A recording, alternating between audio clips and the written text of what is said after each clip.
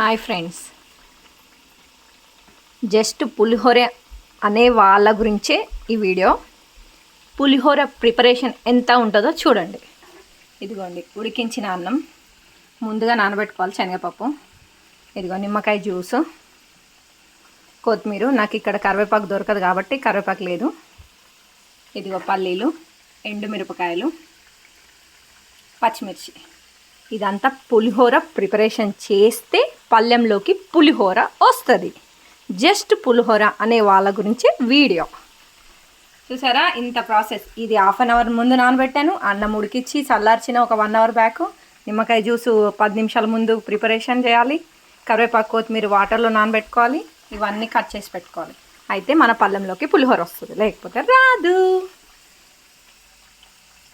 House wife అనే మాట బాగా తక్కువగా మాట్లాడే వాళ్ళకైతే ఒక పాయింట్ చెప్తా. ఇంత కష్టపడితే పళ్ళెంలోకి వస్తుంది. ప్లీజ్ రెస్పెక్ట్ హౌస్ వైఫ్స్. Please like, share, subscribe my channel.